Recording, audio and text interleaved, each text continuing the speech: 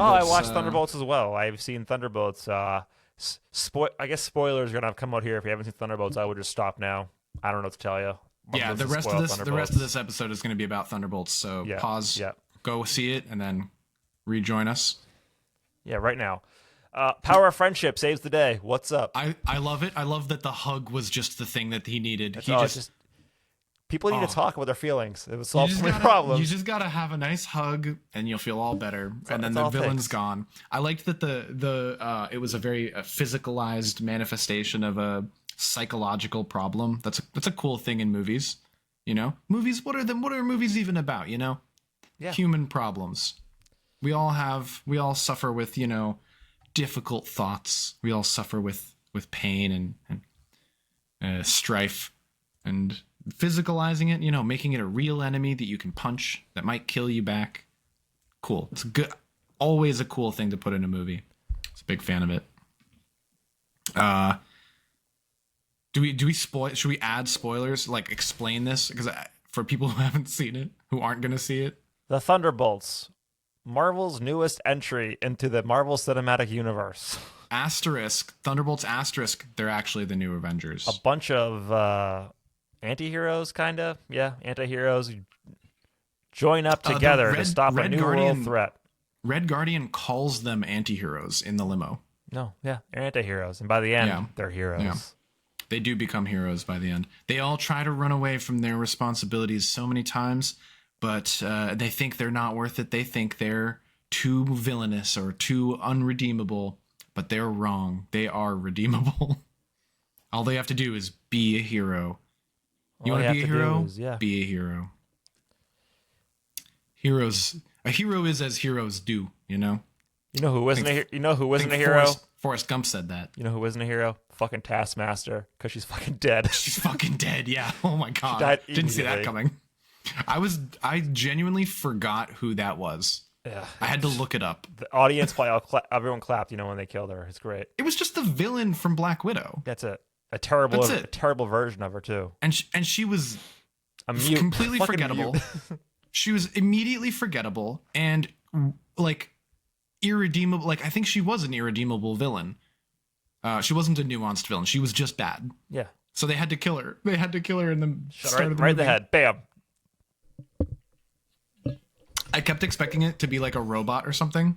No, she's just dead. She just got a bolt through the skull in the beginning of the movie. That's all it takes. I mean, it'll do it for anyone, I think, unless you're the Sentry. I really like this portrayal of the Sentry, of Bob the Sentry in the Void. I think they fucking killed it. I'm glad that Steven Yeun turned it down, because he was originally going to be the Sentry. That would be bad. And I saw the concept art, and it did not look good. This actor, Lewis Pullman is really good at this role. His dad's Bill Pullman, the president from Independence Day. Oh, yeah. Also, nice. He was also in Top Gun. And I have like a fan theory about Top Gun Maverick, how it connects to this movie. Does it connect? Top Gun Maverick is in the MCU. Top Gun takes place. Do you think the Dark Star is a Stark venture? No. So in Top Gun Maverick, Lewis Pullman's in that as well. And guess what his character's name is? Fucking Bob. No way. Is it? That's funny. Top Gun Maverick ends in some nondescript Asian country. So Malaysia. So my theory is that suffering from PTSD, Bob somehow goes AWOL from the Navy, ends up in Malaysia really upset, is found by, I don't know if you had her name. Ox. Ends up becoming the Sentry. The Ox group. It all connects. It's very clean. No flaws in my theory. I like this theory. I support this theory. I think that's right. So we'll see what happens next. That is a cool theory, and it's a cool piece of connection that you can make there. I like this portrayal. I think the Sentry was really well done. I liked the dichotomy between the Sentry being kind of like way too egotistical, way too full of himself, versus the Void being like swamped with depression and feelings of inadequacy. That's very like exactly what they were trying to go for with the portrayal of the character in the comic books. He's way too strong, right? Like I thought Captain Marvel was way too strong, but like no, he's supposed to be overpowered. It's like it's a narrative device, right? Like if you have a character that's overpowered, that doesn't matter if your point of your narrative is that power level is not everything in a story. You can be stronger and still lose if you're mentally unstable, for example. We see villains in Superman or whatever that's like, okay, Lex Luthor is an evil genius. Superman is an unshakable, morally righteous hero who never doubts himself. Now, what if you had Superman who did doubt himself? And if you just kind of subvert these tropes, it's not too hard. You get The Boys, where you get an evil version of Superman in Homelander. You get Red Sun, or the other one that they did that was like a not name. It was like a rejected Superman script where it's the Russian Red Boy Superman. What was that movie called? Brightburn. I think it was Brightburn. Brightburn, yes. Brightburn is just like a rejected Superman Red Sun script where in that comic book, he is raised in Soviet Russia instead of falling in America during like the golden age of America. I just think his power set though is so much. Like, what can he do? That's the point. What do you do? It's a commentary. It's a subversion of the trope, right? We're so used to, a Superman type character being the good guy. So what would happen? Like Marvel's answer to Superman was the Sentry. That's why he has the S on his chest and everything. It's literally a response to Superman.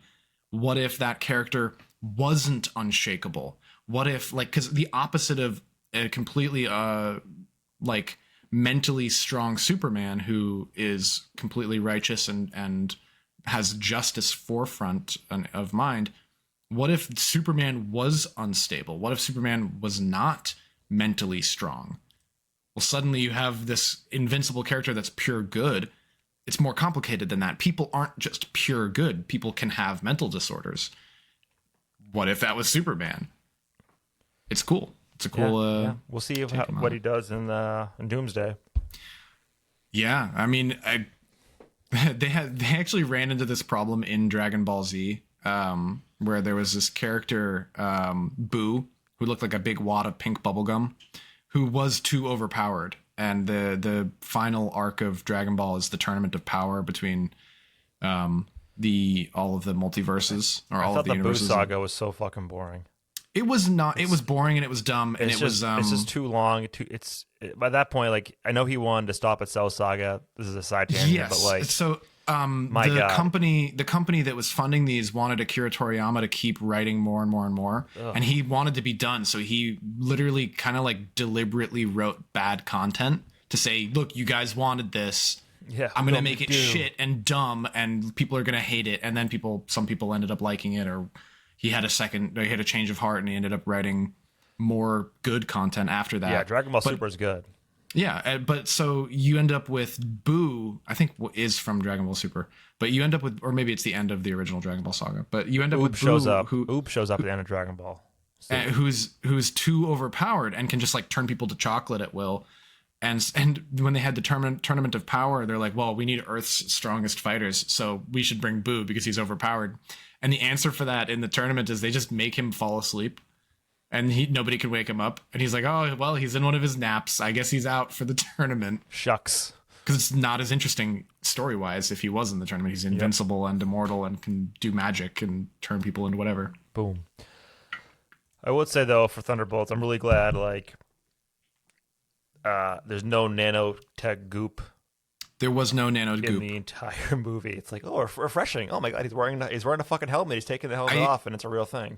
I did think there was a little bit Taskmaster of has one, and Ghost has that shit in the stupid helmet. It was more like pieces that came apart and then went back together than nanotech. It was. I think it's on the edge of being in that category. But I also got to say, John Walker looks like a fucking idiot with that helmet on. Yeah, he does. He does look dumb with the helmet. So stupid, dude. He looks like the old guy from Up wearing a helmet.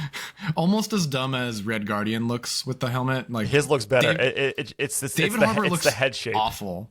They both look bad with the helmets on. Which is good that they took it off in the finale and didn't put it back on. Yeah, come on, show Wyatt Russell's face. We want to see Kurt Russell and Goldie Hawn's son. Come on. I'm okay either way.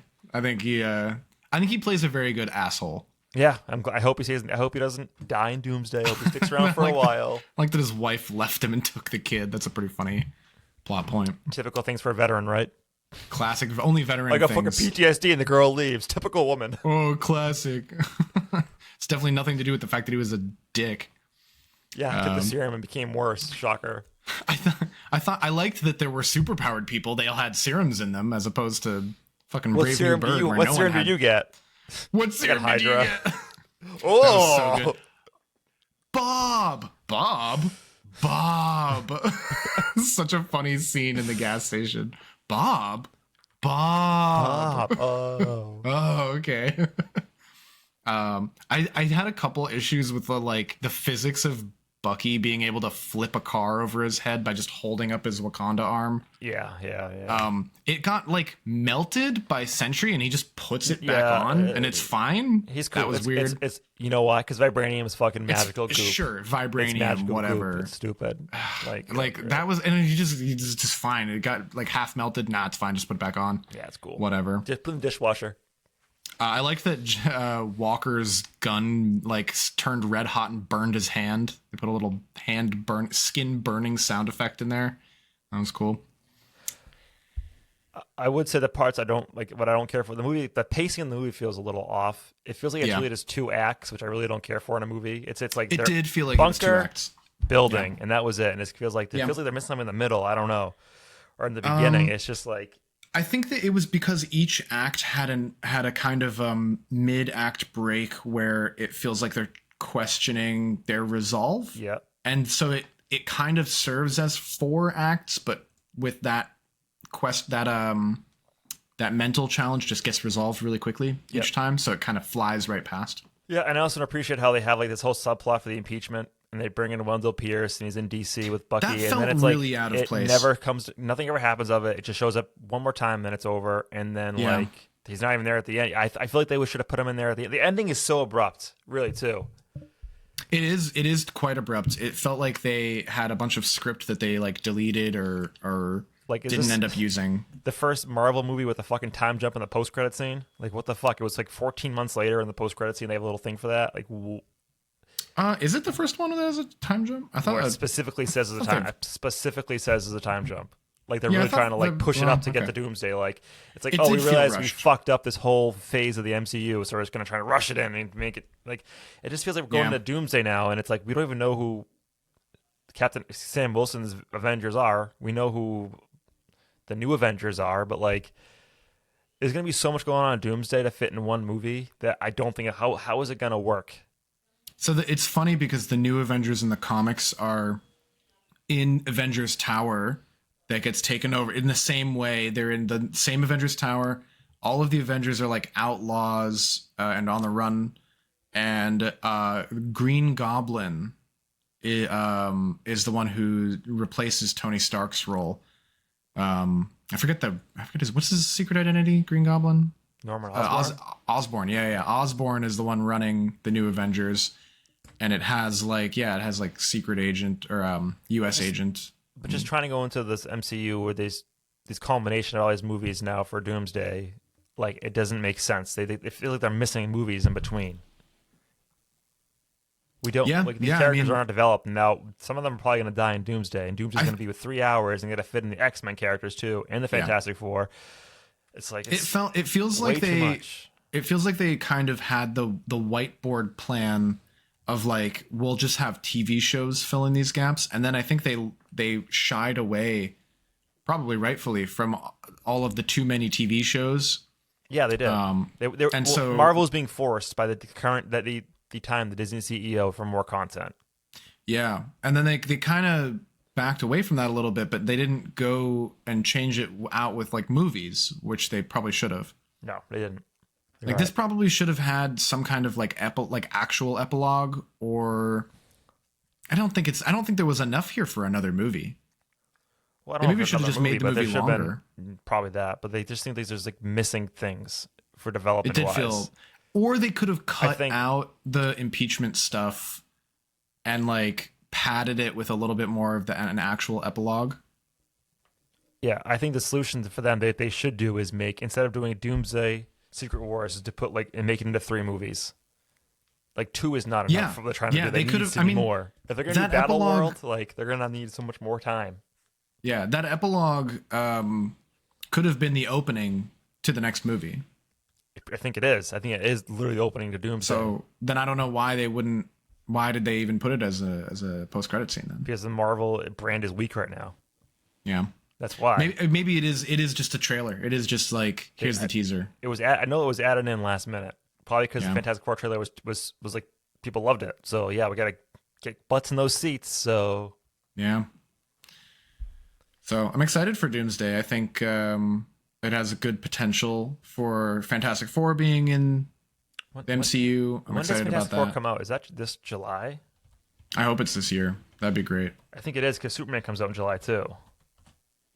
Oh yeah, the new is it? It's not Snyder. Who's doing?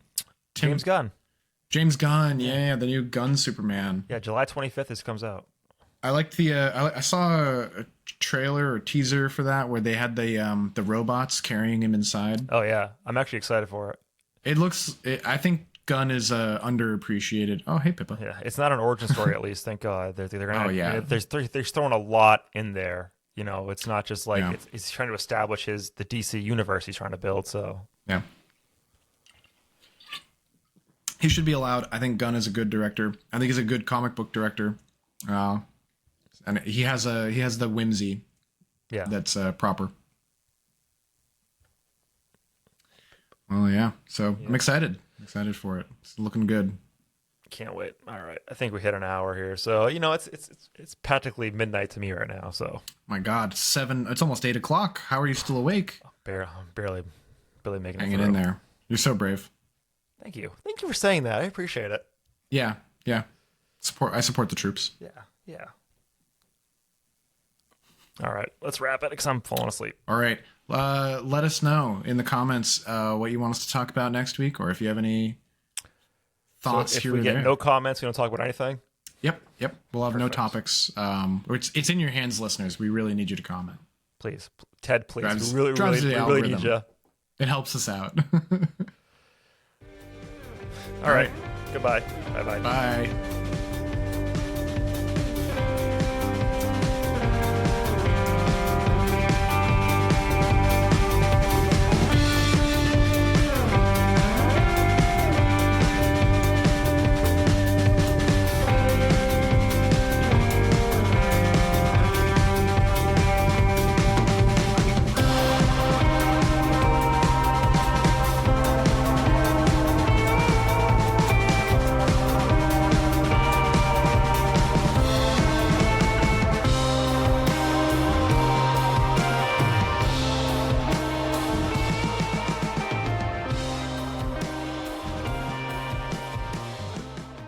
If you can dream it, you can do it.